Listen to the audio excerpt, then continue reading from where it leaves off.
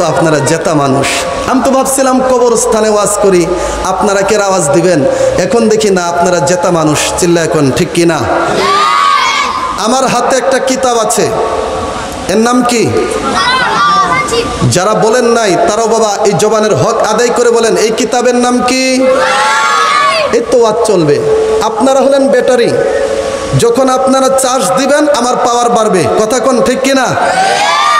এই কিতাবটার ব্যাপারে একটু সংক্ষিপ্ত পরিচয় করাই। এই টাঙ্গাইলের জমিনে, মধুপুরের জমিনে সবচাইতে বড় হুজুর, বড় মুফতি মুহাদ্দিস শাইখুল হাদিস সাহেব, তিনি বিশাল বড় একটা কিতাব মাথার মধ্যে করে নিয়ে যদি আপনাদের এই স্টেজের মধ্যে আসে, ওই হাদিসের কিতাবের দাম বেশি নাকি আল্লাহর কোরআনের দাম বেশি? এই তো আপনারা ওয়াজ বুঝেন, আপনারা জ্ঞানী মানুষ। বাবাজির আমার, এই কোরআন নিয়ে কথা বলবো। আপনার ইচ্ছার বিপরীত যদি কথা চলে যায়, আমার ইচ্ছাকে বাদ দিয়ে কোরআনের মধ্যেই আমরা চলবো। কথা কোন ঠিক কিনা? এই ইদিলপুরের জমিনে আজকের ঈদগাহ মাঠের যেই কোরআন, সৌদি আরবের একই কোরআন, যাদের জবান আছে চিল্লা এখন ঠিক কিনা? আজকের এই মেহফিলের জমিনে আমার হাতে যেই কোরআন, ঢাকার জমিনে একই কোরআন, চিল্লা এখন ঠিক কিনা? তার মানে বোঝা গেল কোরআনের মধ্যে কোনো পার্থক্য নাই। হাদিসের মধ্যে জাল থাকে, জয়ীফ থাকে, হাসান থাকে, সহি থাকে, কিন্তু আল্লাহর কোরআন এটা হলো সত্যবাণী। এটাকে অস্বীকার করার ক্ষমতা পৃথিবীর কোনো মুফতি মুহাদ্দিসের নাই। চিল্লা এখন ঠিক কিনা? কোরআন মানলে ইমানদার, না মানলে বেঈমান, না মানলে কথা কন ঠিক কিনা? আচ্ছা, কালকেও তো আপনারা আলোচনা শুনেছেন। আজকে প্রায় কততম এটা? 30 বছর যাবৎ কোরআনের তাফসির শুনতেছেন। একটা জবাব না, কোরআন শরীফ হাতে লাগবে। 30 বছর যাবৎ তাফসির শুনতেছেন, ছোট্ট একটা প্রশ্নের জবাব দেন। কোরআন, এই কোরআনকে কোরআন কেন বলা হয় আমাদের জানা আছে? কোরআনের অন্য কোনো নাম না দিয়ে কোরআনকে এখানে লেখা কোরআন। কোরআনকে কোরআন কেন বলা হয়? কোরআনকে এই জন্য কোরআন বলা হয়, এই কোরআন পৃথিবীর মধ্যে যত কিতাব পাঠ করা হয় সবচাইতে বেশি পাঠ করা হয় এই আল্লাহর কোরআনকে। চিল্লায় করেন একবার মারহাবা। কোরআন এটা আরবি শব্দ, এর অর্থ হচ্ছে অধিক পাঠিত, অধিক বেশি পাঠ করা হয়, এই জন্যই কোরআনকে কোরআন বলা হয়। মারহাবা কইতেন না? রাগ করছুন বাজান? এখন একটা আওয়াজ বাইর হচ্ছে। আমি যখন আল্লাহর কোরআন আমার হাতে আপনাদের সামনে একটু দুরূদ শরীফ পড়লাম, আপনারা অনেকে জবান বন্ধ করে থাকলেন, আওয়াজ দিলেন না। বাবা, কারি সাহেব যখন তিলাওয়াত করে আস্তে আস্তে পড়লেও পড়া হয়, একত্রে পড়লেও পড়া হয়। কেউ যদি পড়ে সাল্লাল্লাহু আলাইহি ওয়াসাল্লাম, এটা দুরূদ। কেউ যদি আমি যেভাবে পড়লাম সুর দিয়ে পড়ে, এটাও দুরূদ। ওইটাকেও অস্বীকার করণ যাবে না। আমি যেভাবে পড়েছি এটাকেও অস্বীকার করণ যাইব না। চিল্লা এখন ঠিক কিনা? কেন? কারি সাহেব যখন কোরআন তিলাওয়াত করে, কেউ পড়ে আলহামদু, মাস্ক করায়, শিখায়। আবার কারি সাহেব কানের মধ্যে আঙ্গুল ঢুকায় তিলাওয়াত করে আলহামদুলিল্লাহি রাব্বিল আলামিন,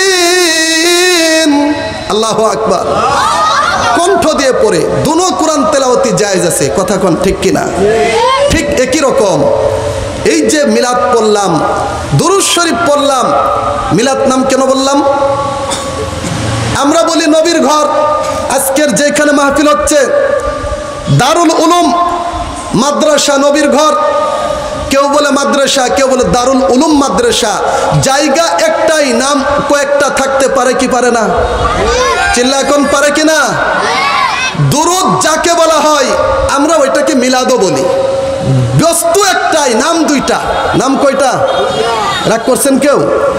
এটা যখন পড়লাম, আল্লাহর হাবিব বলে, যদি কোনো বন্দায় জুমার রাত্রিতে অথবা জুমার দিনে আল্লাহর হাবিবের উপর 200 বার দুরূদ শরীফ পাঠ করে, আল্লাহ তাবারক ওয়া তাআলা ওই বন্দার 200 বছরের গুনাহকে মাফ করে দেয়। পিছনের বাবার একটা আওয়াজ দিয়ে করুন না সুবহানাল্লাহ। বাবা সকালবেলা 4 দোকানে যাওয়ার পরে বলবে ঢাকার বক্তা নারায়ণগঞ্জ থেকে এসে বলেছে 200 বার দরুদ শরীফ পড়লে 200 বছরের গুনাহ মাফ। আমাদের বাপ দাদা কারোর তো 200 বছর হয় না। তোমার হুজুর ওয়াজ করছে, হুজুর ওয়াজের মূল হাকিকত ভাঙ্গে নাই, কথা কোন ঠিক কিনা বলতে পারে না। আপনি কবেন ঠিকই তো, হুজুর না ওয়াজ করছে 200 বছর তো হায়াত পায় না। আপনার কথার জবাব কিতাবের মধ্যে এভাবে এসেছে, যদি কোনো বান্দার 200 বছরের বয়স না হয়, আমার বয়স আজকে 50, 200 বার দরুদ শরীফ পড়ার কারণে 50 বছরের গুনাহ মাফ করে 150 বছরের নফল ইবাদতের সওয়াব আপনার আমল নামায় আল্লাহ লিখে দিবে। খুশি হলে জোরে কোন সুবহানাল্লাহ, আরো জোরে কোন আল্লাহু আকবার।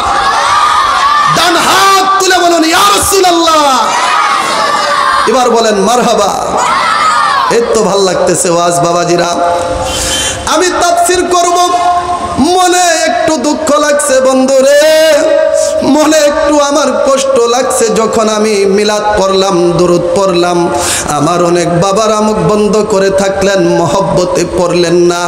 ইমাম গাজালি রহমাতুল্লাহ আলাইহি মুকাশাফাতুল কুলুবের মধ্যে লিখেছে, মুকাশাফাতুল কুলুবের মধ্যে আসছে, বান্দায় যখন মাত্র একবার আল্লাহর নবীর উপরে প্রেম ভালোবাসা নিয়ে দরুদ শরীফ পড়ে, একবার দরুদ শরীফ পড়ার কারণে আমার আল্লাহ তার দয়া এবং করুণায় একজন ফেরেশতা সৃষ্টি করেন। কোন সুবহানাল্লাহ। কয়জন ফেরেশতা? আরো জোরে কোন কয়জন? একজন ফেরেশতা সৃষ্টি করেন। এই ফেরেশতার কাজ কি জানেন? আর ফেরেশতাটা কত বড়? মুকাশাফাতুল কুলুব কিতাবের মধ্যে আসছে, ওই ফেরেশতাকে আল্লাহ পাক রব্বুল আলামিন 2টা পাখা দান করেছেন, ডানা দিয়েছেন। এই ফেরেশতা এত বড়, একটা পাখা পৃথিবীর পূর্ব প্রান্তে, আর একটা পাখা পৃথিবীর পশ্চিম প্রান্তে। এত বিশাল বড় দেহের অধিকারী একজন ফেরেশতা একবার দুরূদ পড়ার কারণে আল্লাহ সৃষ্টি করে। কোন সুবহানাল্লাহ।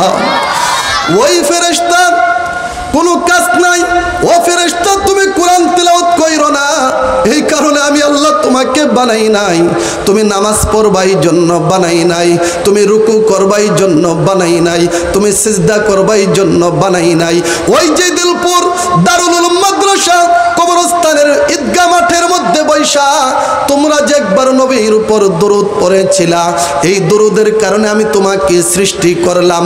যেই বান্দা একবার দরুদ পড়েছে, আমার আল্লাহ ডাক দিয়ে বলে কিয়ামত পর্যন্ত ও ফেরেশতা তোমার কোনো কাজ কর্ম নাই, ওই বান্দার জন্য তুমি নিজে ইস্তেগফার করবা, ক্ষমা প্রার্থনা করবা। চিল্লায়া বলা যাবে কি সুবহানাল্লাহ। তাহলে দরুদ পড়ার দরকার আছে না নাই? কথা কই না, আছে না নাই? নবীর প্রেমে পাগল হইলে, নবীর প্রেমে পাগল হইলে আল্লাহ তাআলাই খুশি। নবীর দরুদ পড়ো দিবানিশি, মারহাবা কোন।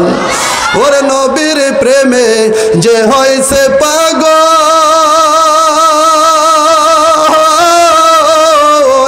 ও বন্ধন তাহার সম্মান রয় চিরকালো।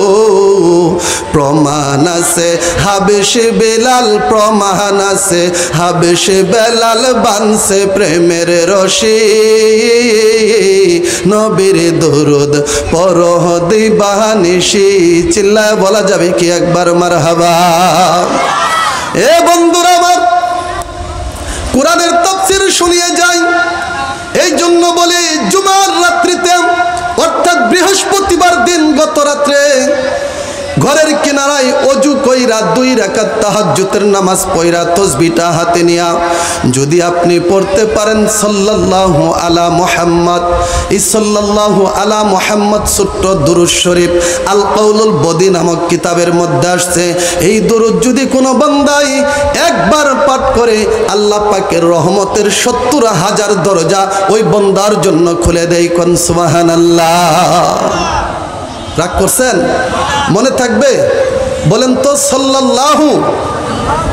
আরো জোরে সাল্লাল্লাহু আলা মুহাম্মদ, সাল্লাল্লাহু আলা মুহাম্মদ। একবার পাঠ করলে ৭০,০০০ রহমতের দরজা আল্লাহ পাক আপনার জন্য খুলে দেয়। কোন সুবহানাল্লাহ। তাহলে বৃহস্পতিবার দিবাগত রাত, দিন যায় রাত, সন্ধ্যার থেকে শুরু করে শুক্রবারের দিন সন্ধ্যা পর্যন্ত যে কোনো মুহূর্তে তাসবিহ নিয়ে আপনি মসজিদের কিনারায়, ঘরের কিনারায়, মা বোন যারা আছেন ঘরে, ভাই বাবাজি যারা আছেন মসজিদে বসে 200 বার পরে হাত তুলে আল্লাহকে একটা ডাক দিয়ে বলবেন, আল্লাহ রে, আমার বাবা তো কবরের মধ্যে শুয়ে আছে। এই পৃথিবীতে এই মুহূর্তে এই জায়গা থেকে ফোন করলে আমেরিকা বলেন, লন্ডন বলেন, এক প্রান্ত থেকে আরেক প্রান্তের খবর আসে, কিন্তু আমার বাবা ইদিলপুরের কবরে, আমার মা ইদিলপুরের কবরে। একটাবার চিন্তা করে দেখছো নি রে বাবা, আপনার বাবা আপনার মা কবরের সামনে গিয়া যদি ডাক দেন, আব্বা গো, ও আমার আম্মা, দীর্ঘদিন যাবত চেহারাটা দেখি না, খুব বড় মনে কষ্ট, দয়া লাগতেছে, একটু দেখা দাও। আপনার ডাকে মাই সারা দিবে না, আপনার ডাকে বাবাও সারা দিবে না। কিন্তু যদি আপনি 200 বার দুরূদ শরীফটা পড়ে হাত তুলে ওই মার জন্য, বাবার জন্য ইস্তেগফার করেন, ইসালে সওয়াব করেন, আল্লাহ পাক রব্বুল আলামিন দরুদের বদলতে আপনার আব্বা আম্মার কবরের আযাবগুলা মাফ করে দিবে। কোন সুবহানাল্লাহ। বলবেন হুজুর কিভাবে আসতেছি আলোচনা সামনের দিকে, একটু কোরআনের তাফসীর শোনাই। দুরূদ শরীফ পড়লে কবরের আযাব মাফ হয়। একটু মনে রাখেন, আজকের যে আয়াতে কারিমাটি আমি পড়েছি, এই যে দেখেন আমার হাতে একটা কোরআন শরীফ, মাদ্রাসার ছাত্ররা জানে, বেশি দূর যাওয়ার দরকার নাই।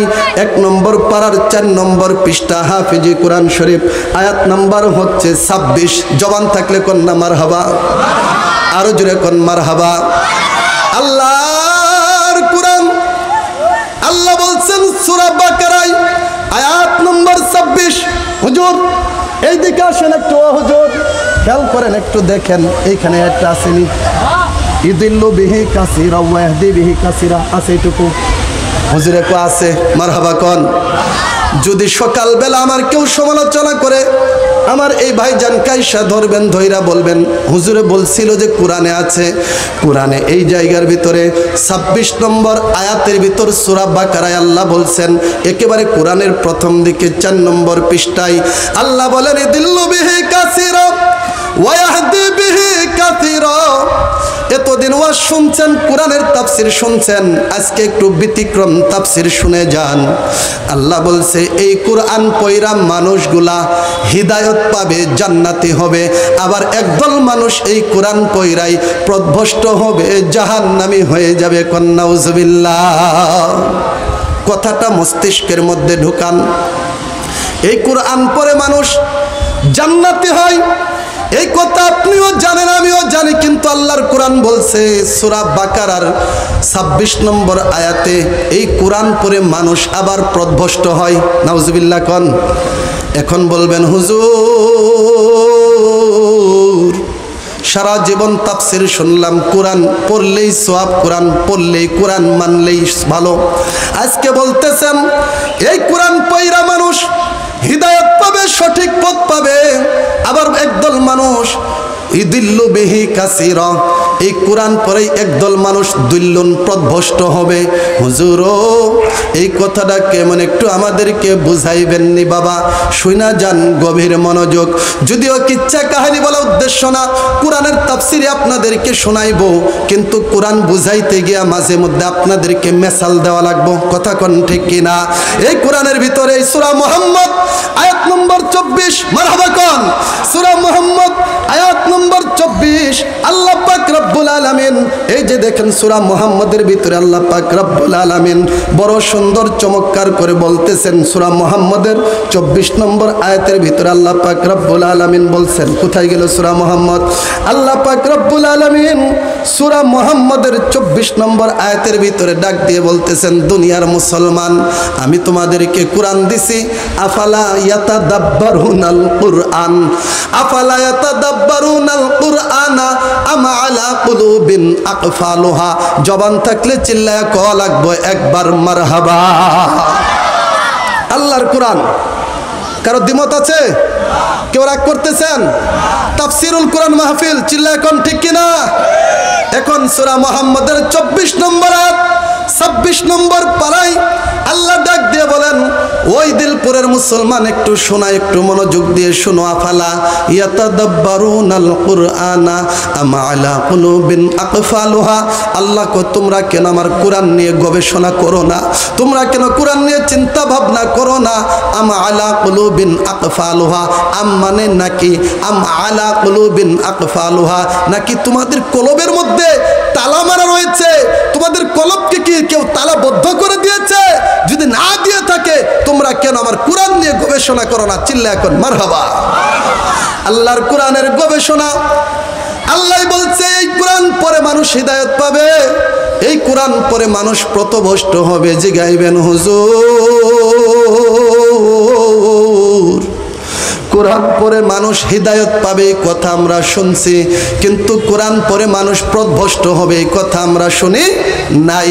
কোরআন যেইভাবে বোঝার দরকার সেইভাবে না বুঝা যদি নিজের মতো করে কোরআন বুঝেন, কোরআন যেইভাবে মানার দরকার সেইভাবে না মাইনা যদি নিজের মতো মানতে চান, এই কোরআন পড়বেন জান্নাতের জন্য, আর এই কোরআন পড়বেন জান্নাতের জন্য, কিন্তু এই কোরআন নিজের জন্য নিজের মতো মানার কারণে এই কোরআন পড়ার পরেও আপনি যাবেন জাহান্নামে। কথা কোন ঠিক কিনা?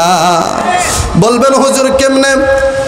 আল্লাহর ওলির কথা বাবাকে ডাক দিয়ে বলতেছে, আল্লাহর ওলি কোরআনের একটা বুঝাই। আব্বু আপনি মসজিদে যাচ্ছেন জুমার নামাজ আদায় করার জন্য, আমিও আপনার সাথে একটু মসজিদে যাব। আল্লাহ ওলিকে ডাক দিয়ে বলল, বাবা তুমি ছোট্ট মানুষ, এই যে ছোট্ট বাচ্চাগুলো এখানে বসে আছে, এখন ডাক দিয়ে বলে, বাবা তোমার মসজিদে যাওয়ার বয়স হয় নাই, মসজিদে গেলে দুষ্টামি করবা, মসজিদে গেলে তুমি কেলেঙ্কার করবা, ঝগড়া ফাসাদ করবা। মা ডাক দিয়ে বলে, কলিজার টুকরা স্বামী গো, সন্তান যেহেতু আপনাকে তো মতো বলতেছে দুষ্টামি করবে না, সন্তানটাকে মসজিদে নিয়ে যান নামাজের জন্য। আপনার সন্তানকে যদি মসজিদে নিয়ে যান সে তো নামাজি হবে। আল্লাহর ওলি সন্তানের হাত ধইরা মসজিদের মধ্যে নিয়ে গেল নামাজের জন্য জুমার দিন। ডাক দিয়ে বলতেছে, বাবা রে তুমি আসছো নামাজের জন্য, সাবধান মসজিদে ঢুকবা না। যেই জায়গার ভিতরে মুসল্লিরা জুতা রাখে ওই বারান্দার বাহিরে ওই জুতা রাখার স্থানে সন্তানকে দাঁড় করাইয়া দিছে। একটু জবান ছেড়ে বলা যাবে কি আল্লাহু আকবার? বাবাজিরা আমার, কোরআনের একটা বুঝাই। এবার যেই মাত্র মসজিদের ভিতর ঢুকে বাবা নামাজ আদায় করতেছে, সন্তান বারান্দার মধ্যে জুতা রাখার স্থানে চুপচাপ বসে আছে। হঠাৎ করে নামাজ শেষ হয়ে গেল, সব মানুষগুলা যখন বাইর হচ্ছে, জুতা রাখছিল মসজিদের ডান পাশে, দরজার ডান পাশে জুতা যায় আছে বাম পাশে, জুতা রাখছিল বাম পাশে, এই জুতা যায় আছে ডান পাশে। এখন মুসল্লিরা বাইর হয়ে ডাক দিয়ে বলে যে কে এই জুতাগুলা উলট পালট করলো? তাকায় দেখে 10 বছরের ছেলে ওইখানে দাঁড়ানো অবস্থায়, ছেলে বলে আমি করছি। মানুষজন বলা বলি করে যে এই ছেলেটা বড় দুষ্ট, বড় বদমাশ, জুতা রাখলাম এই জায়গার ভিতরে, জুতা কেন উলট পালট করে দিল? বাবাই মসজিদ থেকে বাইরে হইয়া সন্তানকে একটা থাপ্পড় মারছে। সুবহানাল্লাহ কোন, জোরে কোন সুবহানাল্লাহ। কি মারছে বাবাই? থাপ্পড় মারছে। আমরা এরকম করি না? মসজিদে যাওয়ার পর যদি আপনি জুতা রাখেন এই জায়গায়, কোনো বাচ্চা যদি জুতাটা আপনি পাড়াইছে, আপনি তো তার 14 গোষ্ঠী ধুয়ে ফেলাইবেন। তোর বাবা আসে না মসজিদে, আর তুমি আসছো এখানে জুতা পাড়ায় নষ্ট করতে। এরকম ভদ্র মুসল্লি আমাদের সমাজে আছে না নাই? আপনারা আসতে কইলেন যে আছে না নাই? একটু যদি 19 থেকে 20 করে, একটু যদি মসজিদে গিয়ে হাসে, একটু কথা বলে, তার 14 গোষ্ঠী ধুয়ে দেয়, এটা হলাম আমরা সেই মুসলমান। কথা কোন ঠিক কিনা? আমি জানি। এখন বাবা মসজিদ থেকে বাইর হয়ে ওই সন্তানকে একটা থাপ্পড় মারছে। সুবহানাল্লাহ কোন। সন্তানকে যেই মাত্র একটা থাপ্পড় দিল, থাপ্পড় দিতে দেরি সন্তান চিৎকার করে বলে উঠল, মুসল্লি সাহেবেরা ইমাম সাহেবকে ডাকেন, আজকে ইমাম সাহেবের ইন্টারভিউ নেব। প্রথম কথা কেউ শুনে নাই। দ্বিতীয়বার যখন ডাক দিয়ে বললাম, এই মুসল্লিরা থামো, খামোশ, কেউ বাড়িতে যাবে না, ইমাম সাহেবের ইন্টারভিউ হবে, ইমাম সাহেবকে ডেকে আনেন। দ্বিতীয়বারের কথাই কিছু মুসল্লির কলিজায় লাগছে। তৃতীয়বার যখন ডাক দিল, মুসল্লিরা রে আই, আজকে ইমাম সাহেবের ইন্টারভিউ নিব। সবার কলিজার মধ্যে কথাটা আঘাত লাগছে। সব মানুষ ঘিরে ধরল বাচ্চাটাকে। কি ইন্টারভিউ নিব একটু জানতে হবে। বাচ্চাটা ইমাম সাহেবকে ডাক দিয়ে বলল, কাল কিয়ামতের ময়দানে জান্নাতি মানুষ আর জাহান্নামী মানুষ কি এক জায়গায় থাকবে নাকি আলাদা জায়গায় থাকবে? ইমাম সাহেব ডাক দিয়ে বলে, এটা কি কোনো বড় প্রশ্ন হইল নাকি? জান্নাতি ব্যক্তিরা থাকবে আল্লাহর জান্নাতে, জাহান্নামীরা বদ আমলের কারণে যাবে জাহান্নামে। এটা হলো আল্লাহর ফয়সালা। এবার ছোট্ট ছেলেটা ডাক দিয়ে বলে, হুজুর যদি আপনার ফয়সালা এটা হয়, আল্লাহর ফয়সালা যদি এটাই হয়, তাহলে আমাকে আমার বাবাই কেন থাপ্পড় মারলো? কোন সুবহানাল্লাহ। তুমি কি বুঝাইতে চাচ্ছ? আমি বুঝাইতে চাই, যখন দেখলাম আমার আব্বু আমাকে মসজিদে ঢুকতে দিল না, আমি এখানে জুতাগুলার দিকে তাকিয়ে তাকিয়ে দেখতে লাগলাম কিছু জান্নাতি মানুষের জুতা আছে আর কিছু জাহান্নামী মানুষের জুতা আছে। জান্নাতি মানুষের জুতা আর জাহান্নামী মানুষের জুতাগুলা একসাথে উলট পালট দেখা যাচ্ছে। ডাক দিয়ে বলতেছে, আমি যখন দেখলাম জান্নাতি আর জাহান্নামী মানুষের জুতাগুলা একত্রে হয়ে গেল, তখন আমি আলাদা করতে লাগলাম।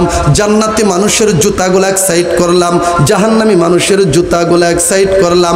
কেন আল্লাহ পাক তো কিয়ামতের ময়দানে আলাদা করবে, তাহলে দুনিয়াতে আলাদা করলে আমার বাবা আমাকে কেন থাপ্পড় দিয়েছে? কোন সুবহানাল্লাহ।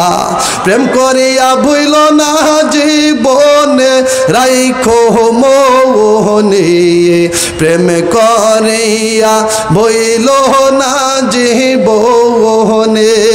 ওরে ওয়াজ করুনি পাগল ছিল, নবীর প্রেমে জুব্বা পাইল গো,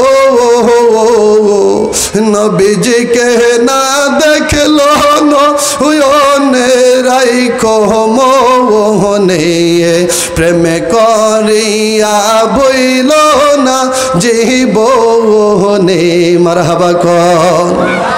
বাবাজিরা আমার, এই প্রেম ভালোবাসা যদি আল্লাহর কোরআনের সাথে থাকে, খেয়াল করেন, এখন জিগাইবেন একটা নলেজ নিয়ে যান। অনেক মানুষ মসজিদে নামাজ পড়তে যায়, সব মানুষ নামাজ পড়লে জান্নাতি হবে না, এটাই তার প্রমাণ। নামাজ পয়রা সুদ খান, নামাজ পয়রা ঘুষ খান, নামাজ পয়রা মানুষের টাকা মাইরা খান, এরকম ভদ্র মানুষ সমাজে আছে না নাই? জুড়ে কোন আছে না নাই? নামাজ পয়রা সুদ খায়, প্রথম কাতারে যায় তসবি জপে, আল্লাহ আল্লাহ করে।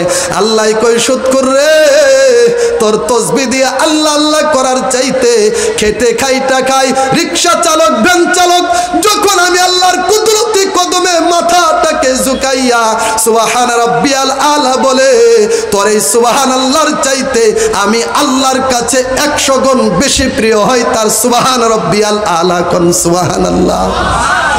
বুঝতে হবে আপনাকে। এমনি বলছে ধনীর 500 বছর আগে গরিব জান্নাতে যাইব। কারণ কি জানেন না? এই গরিব সুদ খাইরা গরিব মানুষের হক মারে না। দেখবেন যারা সম্পদ বেশি এরাই মানুষের হক মারে। যদি সুদখোর হয়, যদি মানুষের সম্পদ মাইরা খান, মানুষকে যদি কষ্ট দেন, দেখবেন গরিব মানুষ বাবাই মারা গেছে, এই দারুল উলুম মাদ্রাসাতে আইসা বলে, হুজুর বাবাটা মারা গেছে, একটু দোয়া কইরেন, আজকের দুপুরের খাবারটা আমি দিব। আছে না? দেখি না হুজুররা খাবার খায় বাচ্চা নিয়ে, এতিম ছাত্র নিয়ে আপনার মার জন্য বাবার জন্য দোয়া করে। আর ধনী মানুষ এত ব্যস্ততা, তার এত ব্যবসা বাণিজ্য, এত সুদের আড্ডাখানা, আজকে সুদ অমুক ব্যক্তির কাছ থেকে থেকে নিতে হবে, মাস হয়ে গেল। এই সুদের টাকা আনতে আনতে বাবা মাই যে কবরে আছে এটা মনে নাই। একদিন বাবার কবরের পাশে দাঁড়ায়া আলহামদুকুল্লাহ সূরা পয়রা দোয়া করবে, এটাও তার খেয়াল নাই। বাবার কবরের পাশে দাঁড়ায়া একবার যদি দুরূদ শরীফ পয়রা দোয়া করবে, এটা তার খেয়াল নাই। ব্যস্ততা, কি ব্যস্ততা, সম্পদ বেশি হয়ে গেছে। এ বন্ধুরা, এই কথাটাই বলার জন্য কমিটি আমাকে বলেছে একটু না বললেই হবে না। এই কবরস্থানের ভিতরে আজকে আপনার আব্বা আমার মা শুয়ে আছে, এইখানে মাদ্রাসা আছে, এই মাদ্রাসাকে মহব্বত করবেন, ভালোবাসবেন। এই কবরস্থানে আপনার মা বাবা আছে, আমাকে ওই কবরস্থানে যেতে হবে। এই কবরস্থানে যাওয়ার আগে যদি আপনি নেক কাজগুলো করতে পারেন, ভালো কাজগুলো করতে পারেন, এই কবরে যাইতে দেরি হবে। 3.5 হাত মাটির ঘর, একটা ছোট্ট ঘর, সাপ বিচ্ছুর ঘর। দুনিয়াতে ভালো আমল করার কারণে আমার আল্লাহ ওই কবরটাকে জান্নাতের বাগান বানিয়ে দিবে। চিল্লায়া বলা যাবে কি সুবহানাল্লাহ? একটা জান্নাত না, সূরা ইয়াসিন পারেন না সবাই? সূরা আর রহমান, আল্লাহ পাক রব্বুল আলামিন এই পবিত্র কুরআনুল কারিমে এই যে দেখেন বাইর হয়ে গেল সূরা রহমানের ভিতরে আল্লাহ পাক রব্বুল আলামিন সূরা রহমানের 46 নম্বর আয়াতের ভিতরে বলতেছে, মারহাবা কোন। সূরা রহমানের 46 নম্বর আয়াতে আল্লাহ পাক রব্বুল আলামিন ডাক দিয়ে বলতেছেন, ওয়ালিমান খাফা মাকামা রাব্বিহি জান্নাতান। যারা আল্লাহর ভয়ে নামাজের মুসল্লায় দাঁড়িয়ে গেছে, নামাজ পড়ছে, হাত তুলে বাবা মার জন্য দোয়া করছে, আমার আল্লাহ কোরআনে স্বীকৃতি দেয় জান্নাতান। ওই ব্যক্তি কবরে যাবে, একটা জান্নাত না, আমার আল্লাহ ওই বান্দার জন্য 2টা জান্নাতের ব্যবস্থা করে দিছে। সুবহানাল্লাহ, আরো জোরে কোন সুবহানাল্লাহ। যুবক তোমরা সুবহানাল্লাহ কইবা না? বাড়িয়ালি নিষেধ করছে? এমন কেউ আছেন বাইর থেকে আমার বাড়িয়ালি নিষেধ করে দিচ্ছে যে তুমি সুবহানাল্লাহ কইও না, এরকম কেউ আছেন? আর সুবহানাল্লাহ কইবেন কোত্থেকে? এ মুখ দিয়ে তো গালিগালাজ করেন, অকাট্য ভাষায় গালি দেন। আমার মা বোন আছে শুনতেছে, ক্যামেরা ঘুরাই দিলে এখন আপনাদেরকেও দেখবে, কইব টুপি মাথায় দিয়ে সুন্দর করে বৈশা সুবহানাল্লাহ কও, আর ঝগড়া লাগলে পরে বাপ মা সহ 14 গোষ্ঠীকে ধুয়ে দাও। ওটা তো আমি বুঝি, এই জন্য জোরে সুবহানাল্লাহ কর না যে মাইকে যদি আওয়াজ আসে, এমন নাকি? যারা বাড়িতে ভদ্র মানুষ চিল্লে একবার বলেন সুবহানাল্লাহ, ডান হাত তুলে বলেন আল্লাহু আকবার, ডাক দেন তো ইয়া রাসূলুল্লাহ, আরো জোরে ইয়া রাসূলুল্লাহ। এবার বলেন মারহাবা। মানুষ আসতেছে কয়েকজন করে, তাই না? আমার কাজ হইলো মানুষজন আসলেই আমি বিদায় নিয়ে চলে যাব। আমার কাজ হইলো মানে আপনাদেরকে একটু গুছিয়ে বসিয়ে দেওয়া, প্রধান বক্তায় আলোচনা করবে। আজকে যদি আপনি আপনার বাবার কবরের পাশে একবার দাঁড়িয়ে, এই যুবক আমার দিক শোনো, কয়বার বলছি? একবার। আপনি কিচ্ছু পারেন না, হুজুর আমি কোরআন তেলাওয়াত করতে পারি না। আপনি জানেন আমার মতো বড় হুজুরের কথা আল্লাহ রাসূল শুনে না, বরং আপনার মতো সাধারণ যার ভিতরে হুব্বে রাসূল, আল্লাহর মহব্বত আছে, আল্লাহ তাবারক ওয়া তাআলা ওই বান্দার কথাই বেশি শুনে। চিল্লা এখন সুবহানাল্লাহ। হজের মৌসুম না, আপনারা যে কয়জন মানুষ এখানে বসেছেন, আমার মসজিদে আলহামদুলিল্লাহ ওয়াক্তের নামাজে প্রায় এতগুলা মানুষ হয় আলহামদুলিল্লাহ। জুড়ে কোন? আপনারা যতগুলা মানুষ এখানে বসেছেন, হজের আলোচনা করে আসছি জুমাতে। আজ একটা ঘটনা বলেছিলাম, আল্লাহর হাবিবের রওজার পাশে এক ব্যক্তি বাংলা দেখে দেখে মনে করেন শুদ্ধ ভাষায় কোরআন পড়তে পারে না, মনে করেন, উদাহরণ যদি হাদিসে এইভাবে নয়, বুঝানোর জন্য বলছি। আমি বড় হুজুর নবীর রওজার পাশে দাঁড়িয়ে মহব্বতে বলতেছি, আসসালাতু ওয়াসসালামু আলাইকা ইয়া রাসূলুল্লাহ, আসসালাতু ওয়াসসালামু আলাইকা ইয়া হাবিবাল্লাহ। সহি শুদ্ধভাবে নবীজিকে সালাম দেই রওজার পাশে দাঁড়িয়ে। আর আপনার মতো একটু কম জানে কিন্তু ভালো মানুষ, নামাজ পড়ে বাবা মার খেদমত করে, এমন ব্যক্তিটা ভালো করে আরবি পড়তে জানে না, ওই ব্যক্তিটা নবীজির রওজার পাশে যায়া বাংলা দেখা আসসালাতু ওয়াসসালামু আলাইকা ইয়া রাসূলুল্লাহ বলে যখন নবীকে সালাম দিচ্ছে, আর মনে মনে চিন্তা করে, পাগলা রে, একটু গভীর মনোযোগ দিয়ে মনটাকে দিলকে নরম কইরা শুনো। আমি কি বুঝাইতে চাই একটু শুনেন। বড় হুজুর সহি শুদ্ধভাবে নবীকে সালাম দেয়, আর একজন মূর্খ ব্যক্তি বাংলা দেখা দেখা নবীরে সালাম দেয়। মূর্খের মনের ধারণা আমার সালাম কি নবী শুনবেনি, আমার সালাম নবী শুনবে না, কারণ আমি তো নবীকে ভালো মতো সালাম দিতে পারি না। দুনিয়ার রাজা বাদশাকে সুন্দর মতো না ডাকলে, সুন্দর মতো সম্মান না দিলেই তো তাকাই না।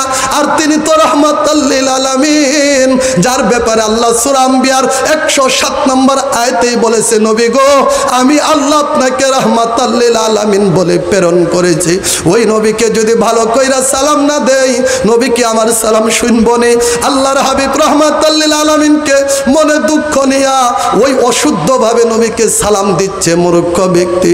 আসসালাতু ওয়াসসালামু আলাইকা ইয়া রাসূলুল্লাহ, নবী গো আমি আপনার কদমে অধম পাপী সালাম দিচ্ছি। কিতাব প্রমাণ করে আল্লাহর হাবিব রাহমাতাল লিল আলামিন রওজায়ে তাহার থেকে ওই পাগলার সালামের জবাব দেয়। পাগলা নিজে কানে শুনতে পাই নবী সালামের জবাব দিছে। কোন সুবহানাল্লাহ, আর জোরে কোন সুবহানাল্লাহ। কি হলো আপনাদের? সুবহানাল্লাহ বলতে পারেন না আপনারা? সুবহানাল্লাহর ওয়াজ শুনছেন না? চিল্লায় কোন একবার সুবহানাল্লাহ। বিলাল হাবশী জিহ্বার মধ্যে ছিদ্র ছিল, এই দিকে ওয়াজ নিচ্ছি না আমি। যখন আজান দিত, এইখানে মাদ্রাসা আছে, ভালো ভালো শিক্ষক আছে, কোরআন তেলাওয়াত সহি শুদ্ধ। বিলাল যখন আজান দেয় আল্লাহু আকবার আল্লাহু আকবার আশহাদু আল্লা ইলাহা ইল্লাল্লাহ, এরপরে বিলালের মধুর কণ্ঠের আজান যখন দিত আশহাদু, এইখানে আরবি একটা অক্ষর আছে বাবা শিন, এই শিন বিলালের জিহ্বা দ্বারা উচ্চারণ হতো না। ওয়াজ বুঝনি, ওয়াজ বুঝা যাও। 30 বছর তাফসীর শুনছো, কোরআনের তাফসীর, সময় তো আমার হবে না। আমি ভাবছিলাম কোরআন থেকেই বলবো, কেমনে বুঝাইতাম। কোরআন থেকেই যদি শোনাই ফজর হবে আল্লাহর কোরআনের কথা। আমি পাপী বইলা তোমাদেরকে শেষ করতে পারবো না। বলবেন হুজুর কেমনে? মনে হইলো বলেই দিয়ে যাই।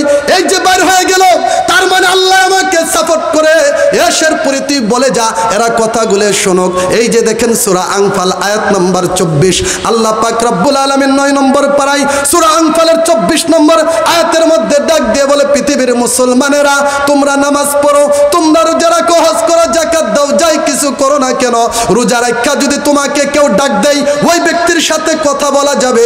যদি তুমি হজ করতে যায় তোমাকে কেউ ফোন দেয়, তুমি ওই ব্যক্তির সাথে কথা বলতে পারবে। তুমি যদি ঘুমিয়ে থাকো তোমাকে ডাক দিলে ওই ব্যক্তির সাথে কথা বলতে পারবে। কিন্তু যদি আপনি নামাজে দাঁড়িয়ে যান, ওই সময় যদি আমি বড় হুজুর ডাক দিয়ে বলি, এ আব্দুল কুদ্দুস সাহেব কোথায়? আজকের মাহফিলের প্রধান বক্তা সাহেব নাম হইল রাজাউল করিম সাহেব, হুজুর আপনি কোথায়? যদি ডাক দেই হুজুর নামাজ সাইরা আমার ডাকে সাড়া দিবে না। ইমাম সাহেব ডাক দিলে মুসল্লি নামাজ সাইরা ডাকে সাড়া দিবে না। আর আল্লাহর কোরআন সাক্ষ্য দিচ্ছে, একটু শুনে যান। কোরআনের তাফসীর 30 বছর শুনেছেন, আজকে নতুন করে মনে করে দিয়ে যায় আল্লাহর কোরআন। ইয়া আইয়ুহাল্লাযিনা আমানুস্তাজিবু লিল্লাহি ওয়ালির রাসূল ইযা দাআকুম, জবান থাকলে চিল্লায়া বলতে হবে একবার আল্লাহু আকবার। আর জোরে বলেন আল্লাহু আকবার। কি হলো আপনাদের? কোরআনের তাফসীর শোনার জন্য মাঠ কেন এখনো খালি? আপনাদের ভিতরে মানুষত্ব বলতে কিচ্ছু নেই। মেহমান আসবে আজকে ওয়াজ করার জন্য, এখন আপনি কিভাবে রাস্তায় থাকেন, কিভাবে ঘরে ঘুমিয়ে থাকেন? আপনাকে কি কবরে যেতে হবে না? কি হলো? মস্তিষ্ক নষ্ট হয়ে গেছে আপনার। কে বুঝাবে আপনাকে? আল্লাহর কোরআন তাফসীর শুনেন। এই নামাজে যখন সাহাবী দাঁড়ায় গেল, বুখারীতে কিতাবুত তাফসীর আসছে। কিতাবুত তাফসীর মানে কোরআনের আয়াত বুখারীতে তাফসীর করছে ইমাম বুখারী।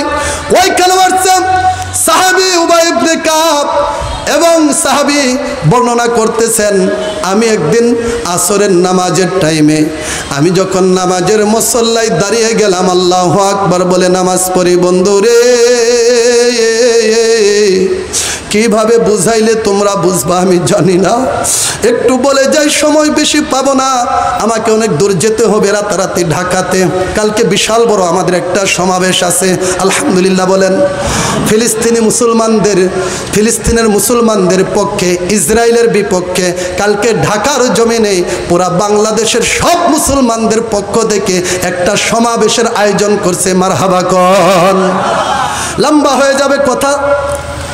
সাহাবী উবাই ইবনে কাব নামাজের মুসল্লায় আর রাহমাতাল লিল আলামিন কোন নবী ইশারা দিলে চাঁদ দ্বিখণ্ডিত হয়? কোন নবী? যেই নবী সাল্লাল্লাহু আলাইহি সাল্লাম আমি মৌলবীর সাথে তুলনা করো, ও মোল্লা তোমাকে আমি বুঝিয়ে যাই, এক কথাই বুঝো। জালালউদ্দিন সৈয়দী তিনি তার কিতাবের মধ্যে লিখেছেন, আমি মৌলবী কথা বলার জন্য মাইক ব্যবহার করি, সামনের ব্যক্তি যেরকম শুনতেছে পিছনের ব্যক্তিও মাইকের আওয়াজের কারণে শুনতেছে। আল্লাহর নবী বিদায় হজের ভাষণে 2 লক্ষ সাহাবীর সামনে ভাষণ দিলেন, মস্তিষ্কে কি তোমার কথা ঢুকে না? আমার নবীর সময় মাইক ছিল না, সাউন্ড বক্স ছিল না, কোনো কিছুর ব্যবস্থা ছিল না। ইয়া রাসূলুল্লাহ নবী গো, আপনি নবীর কথা মোবারক তো সামনের ব্যক্তি শোনার কথা, পিছনের ব্যক্তি কেমনে শুনলো? হাদিস প্রমাণ করে আল্লাহর নবীর কথা মোবারকের মধ্যে আল্লাহ এতটা মুজিজা দিয়েছেন, এত বরকতময় করেছেন। সামনের ব্যক্তি নবীর কথা যেমন শুনতো, পিছনের ব্যক্তিও একই রকম শুনতো। চিল্লায় বলা যাবে কি সুবহানাল্লাহ? ওই নবী ডাকতেছে সাহাবীকে, হে উবাই ইবনে কাব, আসো বাবা আমার দিকে একটু আসো। উবাই ইবনে কাব তো নামাজের মুসল্লায় দাঁড়ায় গেছে। উবাই ইবনে কাব নামাজের মধ্যে চিন্তা করে, আমি কি নবীর ডাকে সাড়া দিব নাকি নামাজ পড়ব? উবাই ইবনে কাব নামাজ ছাড়লেন না, নামাজ শেষ কইরা আল্লাহর নবীর রিসালাতের দরবারে গিয়া নত শির হয়ে ডাক দিয়ে বলে, ইয়া রাসূলুল্লাহ নবী গো,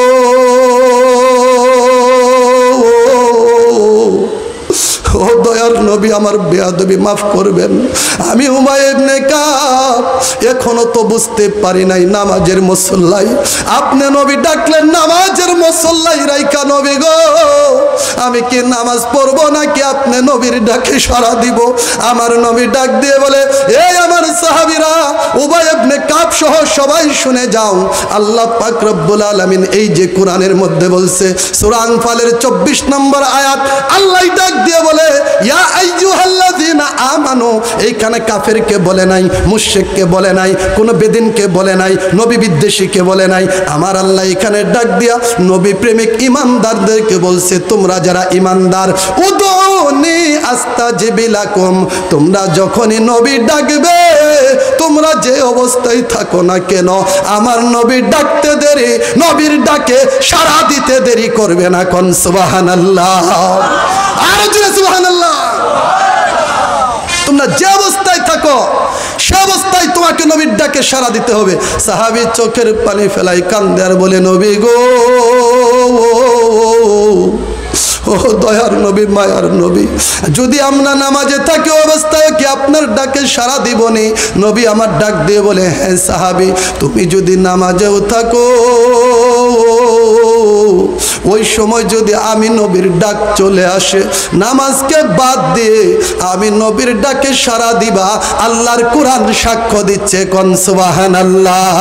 প্রেম করিয়া বইল না জীবনে রাইখো মনে, প্রেমে করিয়া বইল না জীবনে। মারহাবা কন। ওরা বিলাল ছিল নবীর ভক্ত, আজান দিত পাঁচ ওয়াক্ত গো, আজানেতে মিষ্ট নবীর শোনে রাইখো মনে, প্রেম করিয়া বইল না জীবনে। মারহাবা। বিলালের কথা বলতে যাই, এখানে আসছিলাম, বিলাল আজান দিত, আশহাদুর জায়গায় আসাদু পড়ত, তালব্যস্য বাংলা অক্ষরের জায়গায় স অক্ষর উচ্চারণ করত। মানুষ সমালোচনা করতে লাগলো, মানুষ বলা বলি করতে লাগলো, মানুষ কানাকানি করতে লাগলো। এ তোমরা শুনছনি বিলাল যে মসজিদে নববীতে আজান দেই, বিলালের আজানে তো ভুল আছে, বিলাল তো আজান ভুল করে। ওয়াজ বুঝা যান, ওয়াজ কেমনে শুনতে হবে ঘটনা শুই না, সময় নষ্ট করার জন্য আসছেন, চলবে না বাবা। নবীর প্রেম দিয়ে কোরআন বুঝেন, নবীর প্রেম নিয়ে দাঁড়িয়ে রাখেন, নবীর প্রেম আল্লাহর ভালোবাসা নিয়ে যদি নামাজের মুসল্লায় দাঁড়াইয়া যাও, তোমার নামাজটা মেরাজ হবে, ওই নামাজে আল্লাহর দিদার হবে। চিল্লায়া কথা কন ঠিক কিনা? কেউ ঠিক কিনা? আল্লাহর প্রেম নাই, নামাজে দাঁড়ায় চিন্তা করে হুজুর লম্বা কেরাত কেন ধরছে, হুজুর কেন এত লম্বা সূরা পড়ে, এই হুজুর পিছনে নামাজ পড়বো না। ওই যে পাশের মসজিদের হুজুর কুল হু আল্লাহর ইন্না তয়না দিয়ে পড়ে ওই হুজুরের কাছে যেতে হবে। কথা কোন ঠিক কিনা? আমরা এই মুসল্লি বিলাল রাদিয়াল্লাহু তাআলা আনহুকে আজান দিতে দিবে না। এই বিলাল হাবশী আজান দেওয়া বন্ধ করে দিল। নবী বলল, বিলাল তুমি আজান দিও না। বিলাল রাদিয়াল্লাহু তাআলা আনহু আজান দেই না। ফজরের ওয়াক্ত আর হয় না, লম্বা কথা। বিলাল হাবশী রাদিয়াল্লাহু তাআলা আনহু আজান দেই না, ফজরের ওয়াক্ত হয় না। এখন মানুষ বলা বলি করতে লাগলো, কিরে এখন দেখি ফজর হয় না, আজকে রাত এত লম্বা কেন? সব মানুষরা আল্লাহর নবীর রিসালাতের দরবারে ডাক দিয়ে বলে, ইয়া রাসূলুল্লাহ, ইয়া হাবিবাল্লাহ, নবী গো,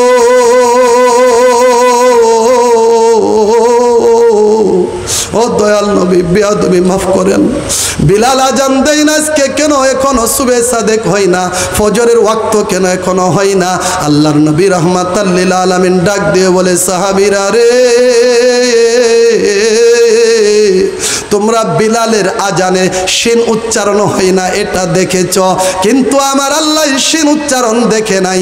আমার আল্লাহ দেখছে বিলালের কলিজায় হুব্বে রাসূল, হুব্বুল্লাহ কতটুকু ছিল, আল্লাহ আল্লাহ রাসূলের মহব্বত কতটুকু ছিল, এটার দিকে তাকায়া আমার আল্লাহ বিলালের আজান শুনতো। কোন সুবহানাল্লাহ।